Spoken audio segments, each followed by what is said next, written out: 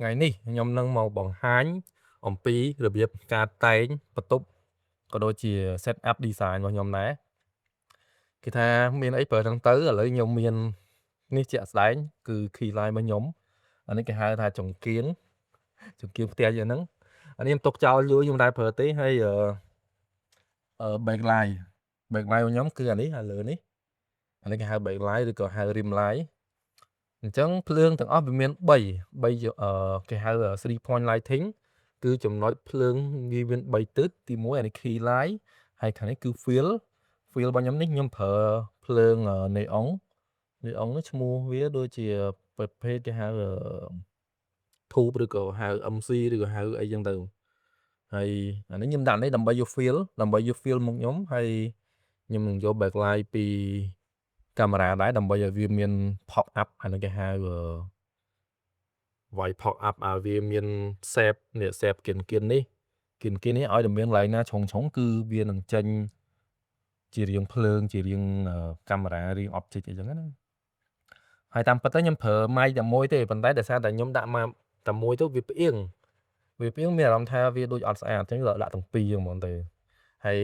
ខាងក្រោយខ្នងខ្ញុំនេះគេហៅ practical light នេះតាមពិតទៅវាអត់មានភ្លឺដល់មនុស្សទេវាគ្រាន់តែតែង background ឲ្យវាមើលទៅឃើញស្អាតហើយ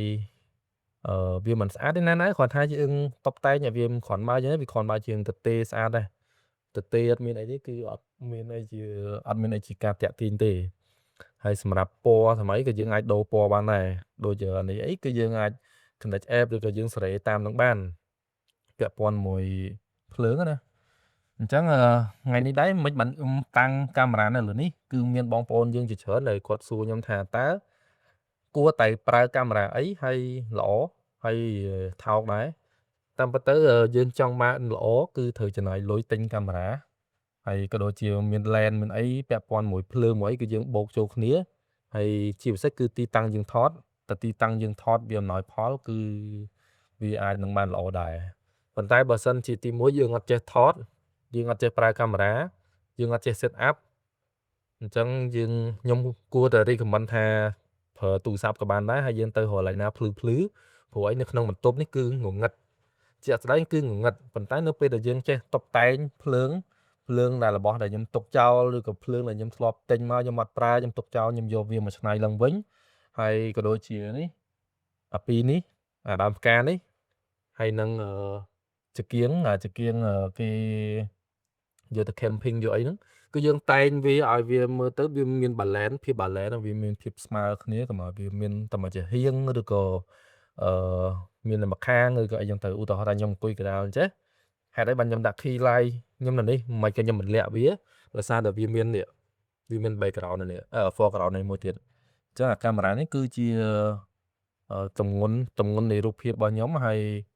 វាផ្អៀងមកជាហៀងអញ្ចឹងខ្ញុំត្រូវប្រើនេះមួយទៀតដើម្បីឲ្យវាមាន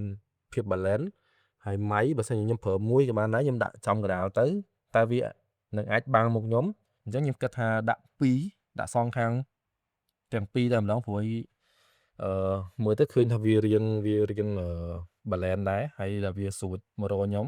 ហើយខ្ញុំចំកណ្ដាលអាហ្នឹងគេហៅ object អញ្ចឹងត្រឡប់មកវិញគេសួរថាគួរតែប្រើកាមេរ៉ាមកអីល្អតើយើងមានលុយប្រហែលដើម្បីទិញកាមេរ៉ាឧទាហរណ៍ថា 1000 ឬក៏ 2000 ប៉ុន្តែយើងលៃលោកជាមួយនឹង lens ផងហើយ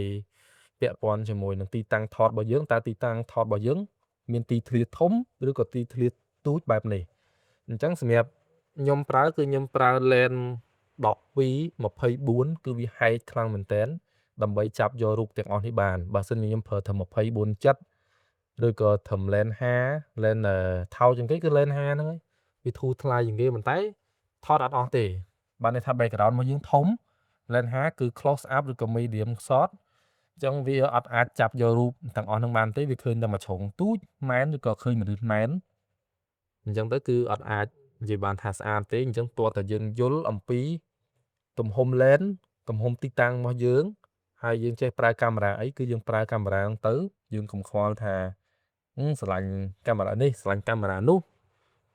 យើងអត់មានលុយទិញអាហ្នឹងយើងសំសិនទៅតែបើសិនជាយើងមានត្រឹមទូរស័ព្ទយើងថតទូរស័ព្ទទៅមានអីអញ្ចឹងណាអូខេអ្នកទាំងអស់គ្នាវីដេអូនេះគឺមានតែប៉ុណ្្នឹងទេហើយសង្ឃឹមថាអ្នកនរគ្នានឹងចូលចិត្តវីដេអូនេះហើយក៏ដូចជារងចាំមើលវីដេអូរបស់ខ្ញុំក្រោយៗ ដូចគ្នាហើយកុំភ្លេច Subscribe Channel ខ្ញុំផងបើសិនជាអ្នកនរគ្នាអត់ទាន់ Subscribe អរគុណបាយបាយ